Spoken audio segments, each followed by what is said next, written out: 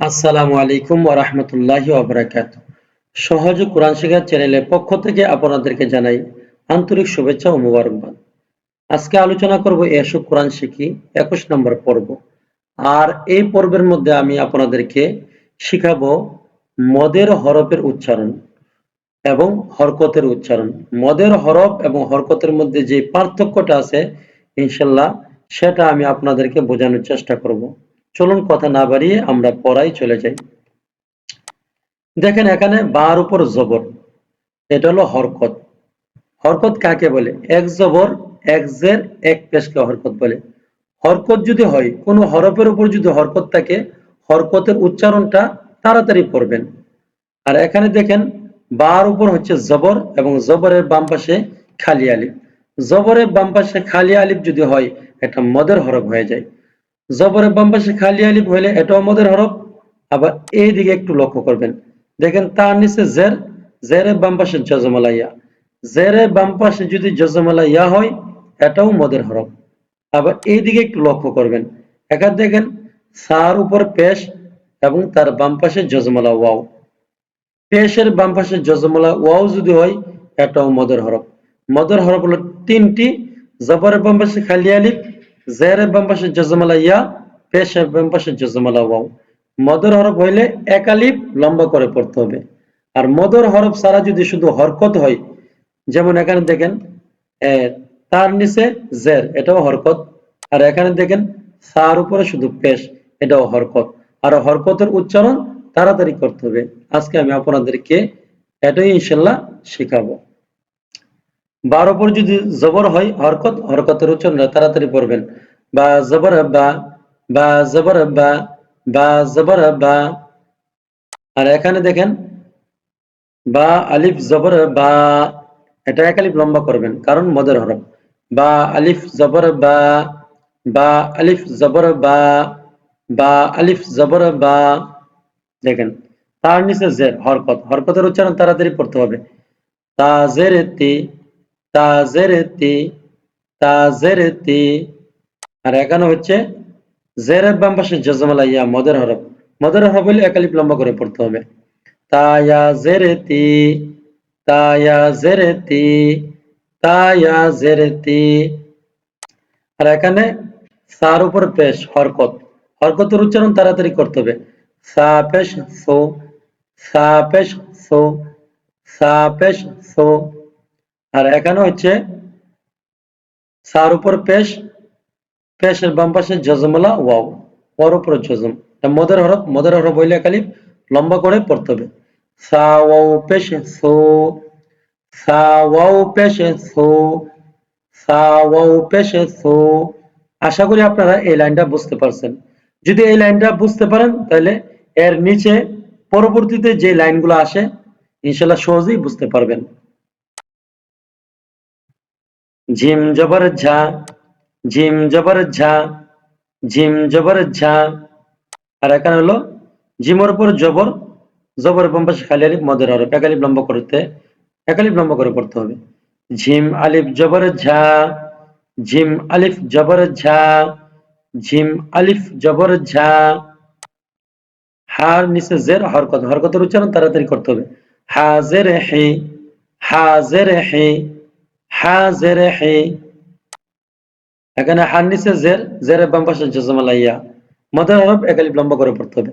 হা ইয়া জের হে, হা ইয়া জের হে, হা ইয়া জের হে। এখানে খর উপর পেশ, হরকত, হরকতের উচ্চারণ তাড়াতাড়ি করতে হবে।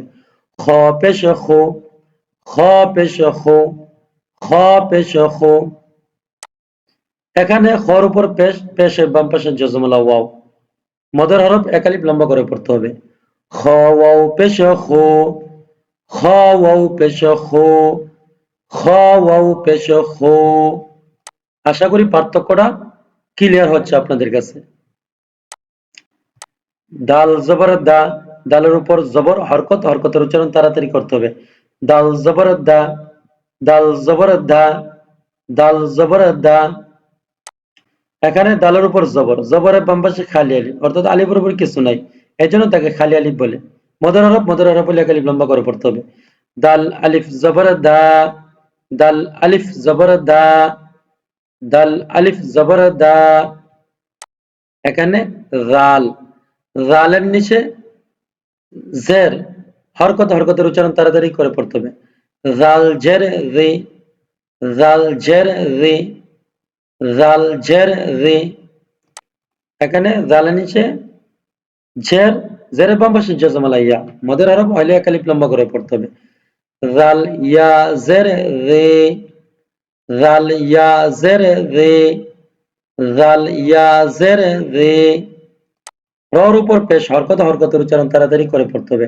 র পেশ রো, র পেশ রো, র পেশ রো, র পেশ রো। এখানে রর উপর পেশ, পেশের বাম পাশে জজমালা ওয়াও, মদের হরফ এক আলিফ লম্বা করে পড়বেন। র ওয়াও পেশ রো, র ওয়াও পেশ রো, র ওয়াও পেশ রো।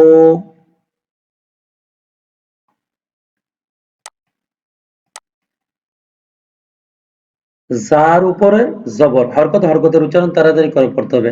জা জবর জা, জা জবর জা, জা জবর জা। এখানে জার উপরে জবর, জবর বাম পাশে খালি আলিফ, এক আলিফ লম্বা করে পড়বেন।